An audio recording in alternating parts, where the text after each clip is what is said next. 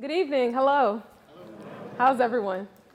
Who's excited to talk about paying for college? One person? Are you being sarcastic or you really are excited? Oh, well, that's awesome. That's awesome. Well, my name is Tamika Brown, and as Mr. Hill said, I am the new director of the College Place Alexandria.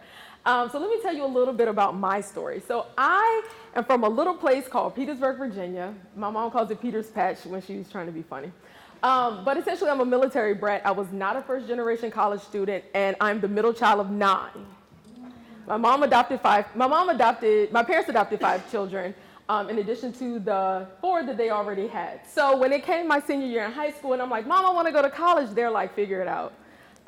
We have other kids. We can't just give you all our time and attention. You figure it out, bring us the resources, you can get whatever you need, but we don't have the time for it. And so from that process, painstaking process, I learned a lot about the different funding sources. I learned a lot about what federal student aid was, and it looks a lot different now than it did in 2001 during my senior year in high school. But in that process, I developed a strong passion for helping to educate folks about this process. It is incredibly cryptic, and I think it's that way by design. To discourage folks from applying, to discourage folks from knowing the ins and outs. And I encounter people on a day-to-day basis who just go, oh, whatever, we'll just take out loans. Oh, God, please don't. Please don't. If all of the news media that we hear now about student loans and the incredible amount of student loan debt that Americans have now, if that doesn't discourage you enough, please think about what this is going to look like, the debt that you take out for 4 years of undergrad, what that's going to look like when they graduate. And then a lot of students are considering going on to graduate school. That is another debt. I was talking to Mike earlier, who's here with IT, about I went to Penn for graduate school, and he was excited because his daughter wants to go to Penn. And I go, it's so great, until I realized the $65,000 in loans I took out to go there. So I'm here to educate you with all the knowledge that I have. If there are questions that you have, I ask that you hold off to the end, and then I would answer them as much as I can as possible. If not in large group, definitely in small group, and I'll also give you my contact information to reach out to me. You don't have to come all the way to my office on Cherokee Avenue in Alexandria. We have Zoom, we have telephones, we no longer are in Bedrock. So there are ways that you can get in touch with me without seeing me face to face. But if you feel like you must, we can make those arrangements too. ECMC, Education Credit Management Corporation, which is the name of my employer. They were historically a student loan guarantor. What does that mean? When people apply for student loans through the federal government, whether it be a subsidized loan, an unsubsidized loan, or a plus loan, we're going to talk about what all that is, they have to tap into private industry to vouch for the loan, to guarantee it. People think that the federal government is just being kind, giving people money to go to school. No, private industry has to vouch for it through a guarantor. ECMC was a guarantor. It started being one about 25 years ago. And then they realized there are a lot of folks are defaulting on these loans that we guaranteed. So we're not really getting much of a kickback because people are defaulting. Well, then they decided to start a nonprofit which is ECMC Foundation, which is all about outreach, making sure that folks have the information and the knowledge, not just about like, go to school, take out loans and do that. No, what is it that you want to do? What motivates you? Then what is the appropriate form of post-secondary schooling that's appropriate for you? If that's going into an apprenticeship, by all means, go. And there was a time where parents frowned upon that because they thought it was a reflection of their child's intelligence. But when you look at the bill, when you got to call someone from HVAC to come and fix your air conditioning, you come to realize maybe that's not a bad way to go. But we think about what is an appropriate career choice for you, then what is the trajectory to actually get there? Is a associate's degree a good idea? Is an 18-month program a great idea? Do you need to go all the way to getting a PhD? Is it necessary? So we talk about all those things before we even get to the idea of paying for school. But today's workshop is about paying for school. At the end of this presentation, you'll see this QR code again. We encourage students and families to scan this code, get on our email list, because I send out scholarship listings every week. And these are scholarships that generally have deadlines within the next 2 weeks. So you can get on my email list for scholarships. And also students will text me, or parents will text me directly about things that they hear in the workshop, questions that they may have. I'm here to serve. And it's completely free of charge. It'll come up again at the end. And on the back of your opportunities books, you have the QR code as well. So you can take a picture of that and operate. If you did not get an opportunities book, the college counselors at your student schools have them. They actually have the updated ones. They have the ones that are 1920. Whereas like the directors, we're just, trash. We're still waiting for our order of 5,000 books, and all the high schools have them already.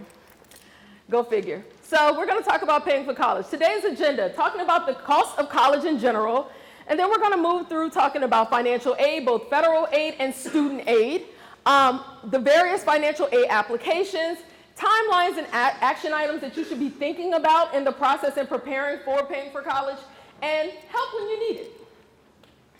So let's start first with the cost of college. Now, the cost of college in Virginia is higher than the national average for a lot of different reasons. But for community college, to think about a community college, and this is supposed to be the average, so different places in the state would have a different number. But to attend a community college in whole, they say that the sticker price is about $17,000. A public university, $30,000. A private school, $67,000. So you can have an idea what these big bucket numbers look like. Now keep in mind, as I said before, this is the average.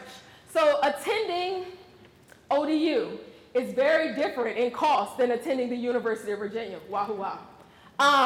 So it depends on where you go, what that sticker price looks like, and also what the school has to offer. But I think it's important for people to know in going in how much it's going to cost. This does not mean if a school is $67,000, a parent must find $67,000 for the kid to attend that school. What we're finding is that the private schools are shelling out money. They have endowments, and particularly for DACA students, they have money that they're shelling out to actually make the cost, the out-of-pocket cost, a lot less than going to some of the public schools.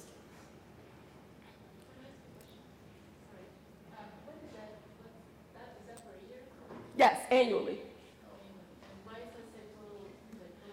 Because they will say that tuition and fees cost one amount, and then they have another cost at the bottom. And I'm excited that you asked me that, because that cost that's total is considered the cost of attendance, the COA. The COA. So what is included in the COA? Now, different schools may present this in a different way, but they'll say the cost of attendance includes tuition and fees, room and board. Those are the only things that you have to pay directly to the school. Room and board is your dorm room and your meal plan. Then you have books and supplies. Now, all schools come up with a figure that they consider to be how much it costs for books and supplies a semester. I remember my first year at UVA, books and supplies were supposed to be $1,500. Well, that made sense when I was a biochemistry major. It did not make sense when I was a history major. So it depends on what your field of study is, how much you actually spend on books and supplies. Next, transportation. Of course, that varies depending on how close you live to the school. If you actually need to take into account taking a Greyhound to and from home when you go home to visit. But all of that goes into transportation. One of my colleagues tells a story about when his son was applying to VCU, and they had $1,800 as a transportation fee. And he goes, no, we live in Glen Allen. You do not need $1,800, unless you take the Uber to campus every day, you do not need $1,800. And the son was like, oh yeah, and wanted to sign on a dotted line for the loan for the $1,800 just because it was made available to them. Not a wise decision. Next is personal, and that varies based on the kid. If a kid has a lot of medical needs, they may spend more in money, and more in medicine, than other kids. But you have to think about all of those other things. Like, I like a certain type of lotion. That has to be included in my personal expenses. It can't just be something that I expect. Now, there were times I called home and cried, Mom, please send me a box. Appreciate it. And sometimes she would come through. Other times she goes, you're in college. Everyone's broke. Rough it out. Study abroad is something that is definitely considered in the cost of attendance if you choose to pursue that avenue. I tell students all the time, the one thing that I regret about undergrad is not studying abroad. It's a phenomenal opportunity, and for that sticker price, you can't beat it. I have friends who did it over spring break. I had friends who did it for a semester. I have friends who did it over a year. And you get to live in a different country, study at a school that partners with your school here in the United States, and you get to accrue enough credit that transfers and works with your major. So it's not like you're pushing pause. You're continuing your study just in a different environment. Lastly, computer purchase. It's important for students to have a computer at school. It's very difficult nowadays. I mean, back when I was in school, I would break out with a notepad, and people looked at me like I was crazy then. But it's important to have a computer, and an up-to-date computer at that. There's so many assignments, so many challenges that students will encounter if they don't have a computer, so it's important to include that in the cost of attendance, and schools do include it in the cost of attendance. Now, I say that to say, if you just bought a kid a computer last year, he does not need a new one to go to school this year. That does not need to be included in the cost of attendance. So everything under room and board is completely flexible. You do not need to purchase your books from the bookstore unless you're lazy and you want to go and stand in that line. But you can use Amazon, you can buy used books online. Your school libraries have copies of your books that you can check out. There are tons of options that you can use to not actually have to pay for books. Now, if you're a science major, you need a beaker. It's kind of hard to rent that. But, you know, you have to take into account what your major is and just how you can access those supplies in a way that's cost effective. So what are you in charge of? So there are two types of ways. There are two costs that work into the cost of attendance. One is the direct cost, money you pay directly to the school, tuition and fees, room and board, unless your child lives off campus. If your child lives off campus, you don't have to worry about room and board, although they will give you the cost of room and board. They will factor that into tuition. So in my case, at UVA, when I decided I did not want to live with a roommate ever again, after my first year in college, I decided I was moving off campus. Well, they included the cost of my rent, or they set up a set amount. The cost of my rent needed to be included in that. Because again, that's my room. Now board, that was questionable, but because I was just being extra as an undergrad. But that's something that they take into account. So don't think if a child wants to move off campus. In some cases, they will spend less money. I know guys who have rented a house with 5 bedrooms and they all had roommates and they turned out to be less expensive than living on campus. Go for them. Doesn't seem like an ideal situation for me, but it depends on the situations that make you most comfortable. Indirect cost is money that you spend or don't spend. That's independent of the actual educational experience. So again, that's transportation, that's personal costs, the cost of a computer, all of those things are indirect costs. But at the end of the day, you create your own cost of attendance. You can't change direct costs, but you can control the total amount of the cost of attendance. Each school is required by the U.S. Department of Education to post something known as the net price calculator. And it essentially allows you to figure out how much money you may receive in student aid, and then subtract that from the cost of attendance. It's required for them to post it, whether it be on their website or make it available to students. But they're hoping that you would, from this calculator, you can determine how much you may have to contribute out of pocket towards an education. And by out of pocket, we consider that self-help money. So it could be money that you write out of an account, that you pay out of an account. It could be a loan, but regardless, it's considered self-help money. So the financial aid that you would be decreasing, when you go to use this calculator, some schools have easier ones than others. When you go to use the calculator, they're going to ask you background information about yourself. How much money did you make last year? How many children do you have under the age of 18? How many children do you have that are also in college? All of those things they take into account, and then they create what they consider to be, they use their award policy to determine what your financial aid may look like. This is not set in stone, but it gives you a feel of like, all right, if my child goes to this school, we may have to come up with X amount of money.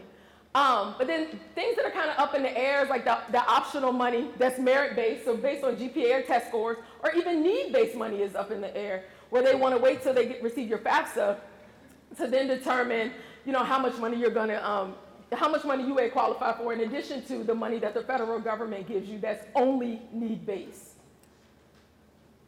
So moving on to financial aid, there are 2 forms of financial aid. One is gift aid. A gift is what?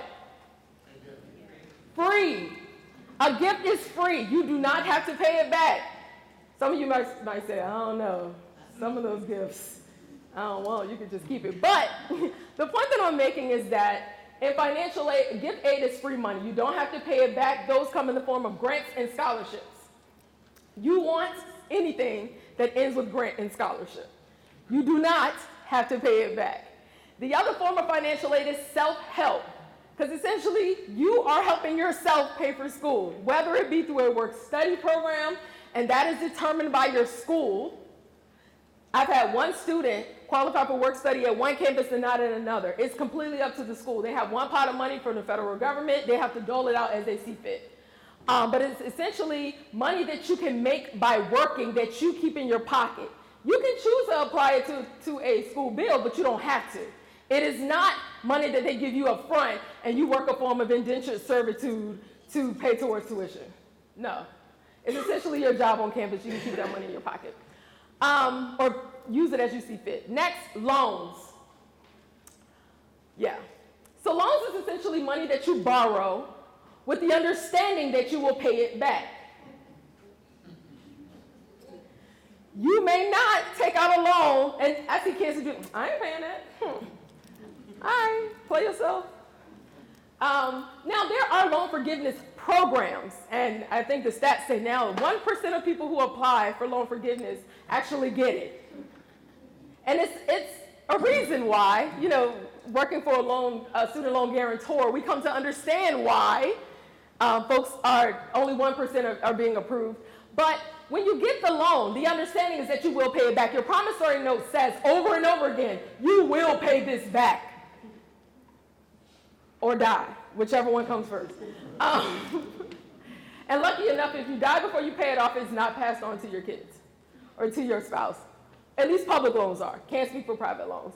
All of these forms of aid, though, can be based on either need or merit. Need money is for people who essentially don't make a lot of money in their family, or they make a certain amount of money, but they have enough kids, so per head, it's really not a lot to spread around.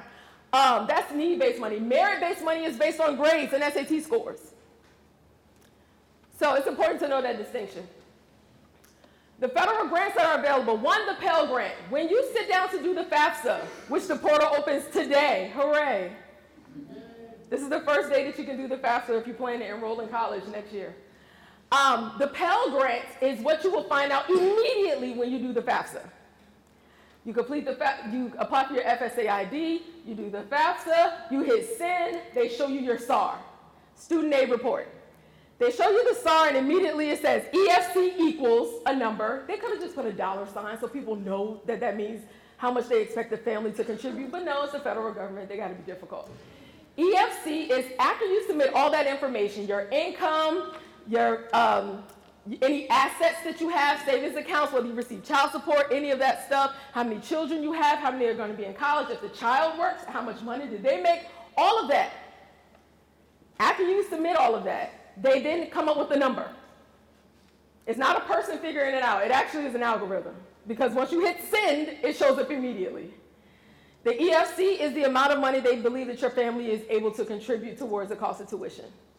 Pell Grant, the max Pell Grant for this year is $6,700. $6,700. Per year, yes. So what happens is they subtract your EFC from the Pell Grant amount. If your EFC is greater than $6,200, you get zero in Pell Grant. They were like, oh, $500 a difference? You can come up with that. You're good. That's their frame of thought. The SEOG grant is supposed to be money made available to students who graduate from competitive high schools. I say supposed to. I taught in inner city Richmond. We weren't known for having the strongest public schools. But I saw several kids with SEOG grants on their aid statements. So I don't know what the exact criteria is, but that's what they say in name. Students who graduate from competitive high schools. Next is a TEACH grant. TEACH grant is, again, based on the institution. It can be made available by the school for students who want to pursue a career in education. But again, it's based on the school. Be sure when you take a TEACH grant that you want to be an educator. If you don't want to be an educator and you take a TEACH grant, the moment you change your major, now that grant becomes a loan.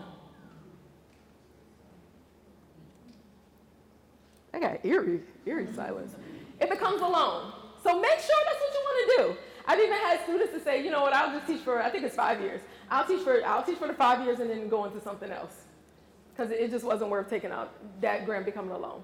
Lastly, for servicemen who served in Iraq and Afghanistan, there is grant money. There's a lot of programs and supports for veterans when it comes to the federal government. I mean, I guess it's the least they could do. But yeah, this grant is available, and there's a question on the FAFSA about whether or not you were a serviceman in Iraq or Afghanistan. If the answer is yes, then you actually qualify for the highest amount of Pell Grant.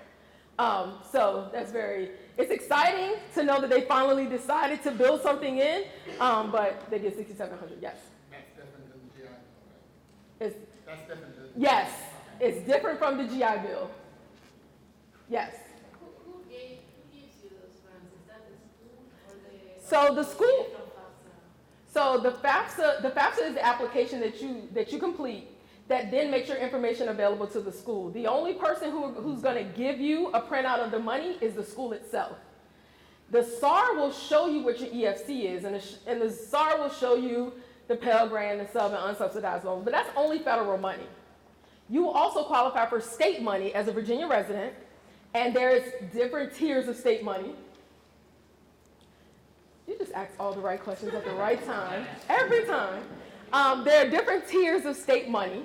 Some money is made available just by virtue of you being a resident of the state of Virginia. Some money is made available by students who have really strong grades, students who come from not so strong schools. The Guaranteed Assistance Program is for students who come from low-income communities who go to school, so they get an additional bump. The Virginia Military Survivors and Dependents Education Program, again, an additional bump to the already Virginia Commonwealth Award that's made available to all Virginia residents. Now, I want to be clear. Everyone who is a Virginia resident who applies to attend school in the state of, who commits to a school in the state of Virginia will qualify for the Virginia Commonwealth Award. That varies much like the Pell Grant based on what your income is. If you choose to go to a school outside of the state, you kind of forego a lot of that. You forego a lot of that. I remember, so I've done this work in Philadelphia for about 10 years, and I remember kids were excited to get their FIA grant. And then when they decided they wanted to go to a school in Georgia, they got $50 a semester. The idea is to keep you in the state. And they had a level of reciprocity when you went to like neighboring schools, but it was like $100 a semester. So in some cases, not even a book. The Workforce Credential Grant is really, I love this program because for so long, folks have been discouraged about getting workforce credentials. They're like, because it was historically only offered through for-profit institutions, going to somebody's Centura College, going to Bryant and Stratton, for-profit predatory lending. Well, as community colleges started to take on a lot of these credential programs, then the federal government, along with the state, realized we should provide more aid. Folks are less likely to go on to four-year school and get 4 years worth of loans and go into debt if they could actually get a workforce credential and go directly into the world of work. So it's always like a twist to it, like how can we get more money out of them, like get more work out of them? But the idea is folks are going to pursue that because it doesn't take as long. So why not be wise about how we fund that so we can give folks money and give them that added push to get through those 18-month programs. And the Virginia Tuition Assistance Grant Program is exclusive to certain schools within the state. Folks will say they're the big name schools within the state, but essentially the schools that they feel proud of, the public schools, are the schools that you can get a Virginia tag to attend. Back when I was applying to college, all we had was Virginia tag. That's it. So this whole list is like exciting to me because Virginia is starting, and Virginia is progressive. I want to be clear, super progressive in comparison to other states. But Virginia is starting to realize people are seeking colleges from different spaces. Not everyone is a traditional college student straight out of high school. Then they're also recognizing that folks are seeking different things. So I really appreciate the way that they approach state aid. So next, institutional funding. Institutional funding is money that comes from your college, that comes from the college or the university. When seniors are applying to school in March or April, you will get what's called a student aid report. You'll receive your financial aid statement from the school. That essentially shows how much financial aid you will receive from the school. It shows you how much Pell Grant, sub, unsubsidized loan, Virginia tuition assistance you're going to receive, and then it shows whether or not the school itself is going to grant you any institutional money. If they have a pot of money or a scholarship available that they can slide your way. Back in my day, we used to have the Perkins loan. Well, that money is dried up. That money is dried up. The federal government is actually acting funny about giving colleges, paying them back for the Perkins loans that they've given out.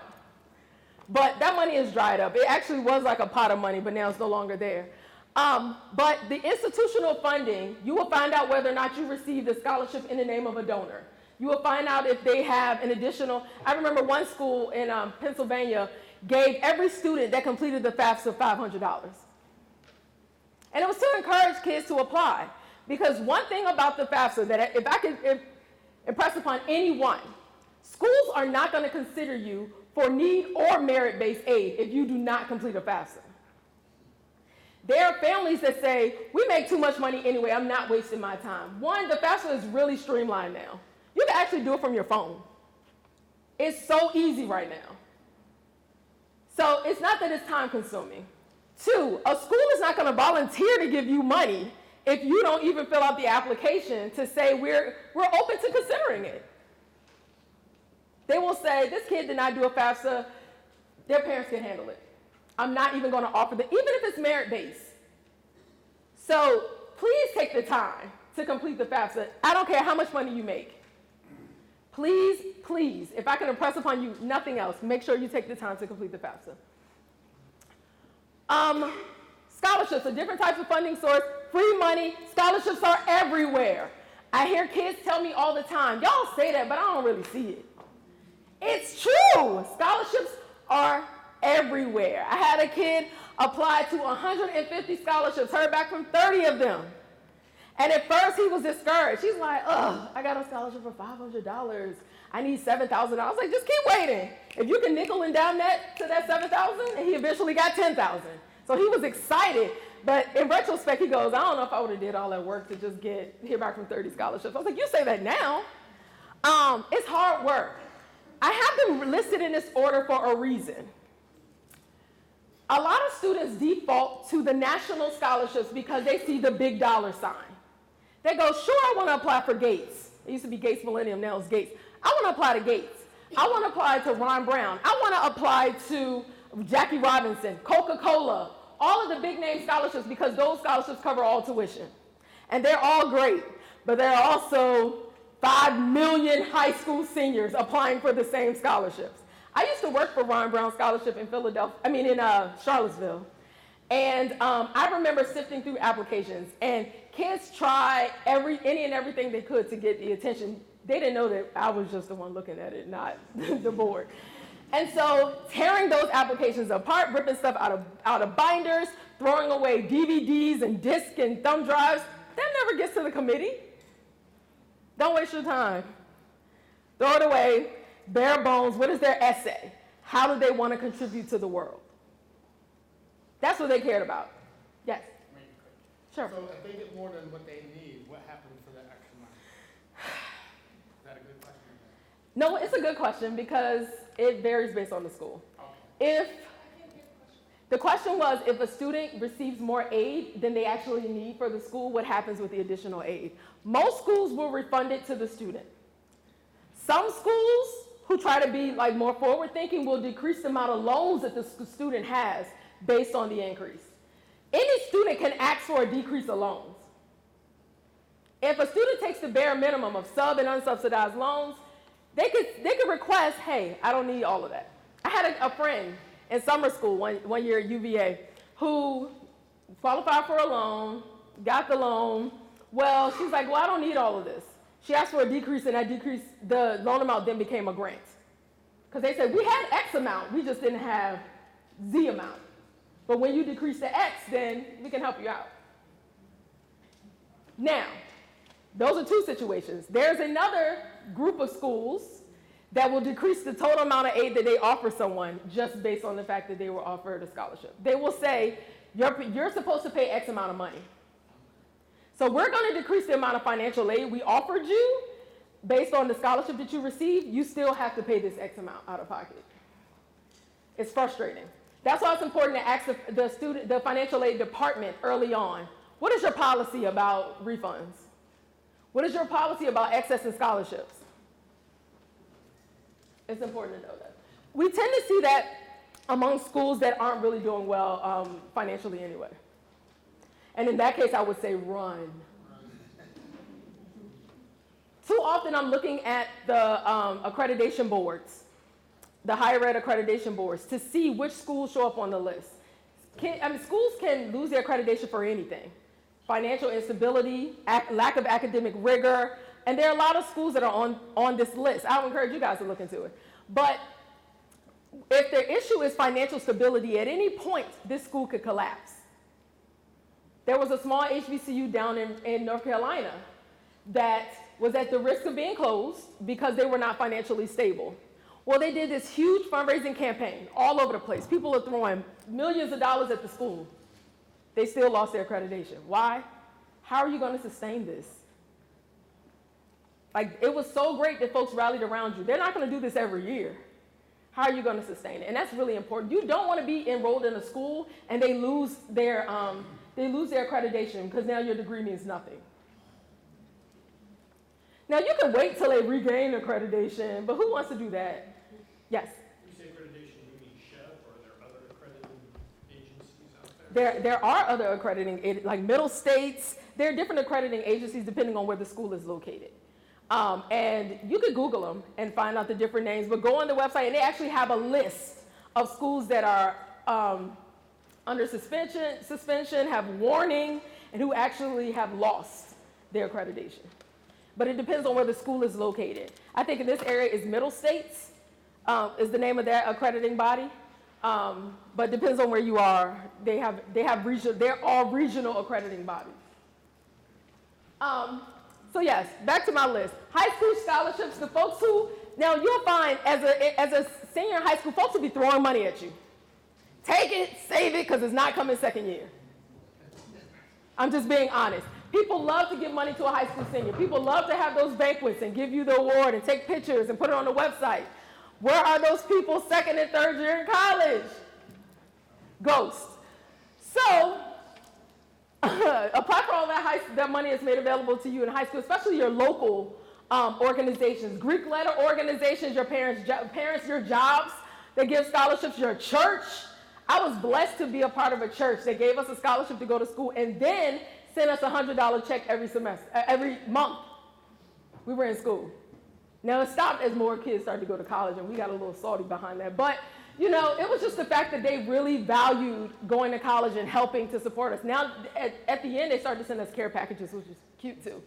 Community scholarships, again, community-based organizations, they give money, college and university scholarship, in addition to the merit-based money that can come from the financial aid office. Their schools have internal scholarships through different majors, different schools of study, different hobbies, different clubs. Seek out those channels. A lot of times that money goes unapplied for because people don't look into it. But if you must apply for national scholarships, go for it. Scholarships like the Coca-Cola scholarship has like eight essays. Well, once you do those 8 essays, you have 8 to pull from everywhere else. That's the least, that's the easiest way to think about it. I haven't met anyone who's won Coca-Cola. I've met people who won the other ones, and I was shady to them. Still are.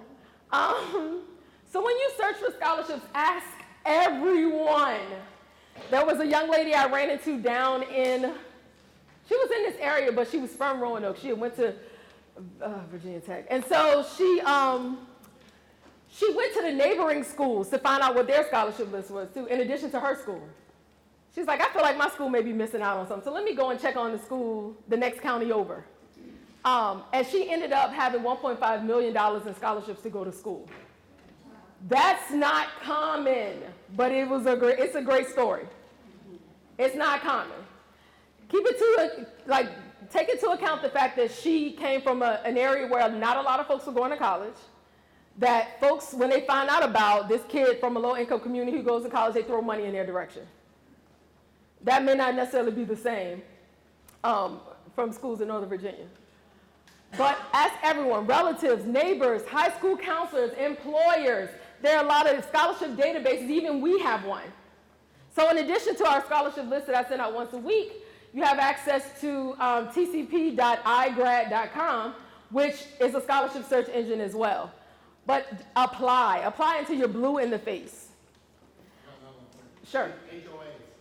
Yes, HOAs offer scholarships too. Definitely. So tap into that. And if they don't have one, say, why don't we have one? We pay these fees. Yes. Yes, https, semicolon, / I'm about to say this out of order. tcp.igrad.com. tcp.igrad.com. Yep. No problem. GRAD.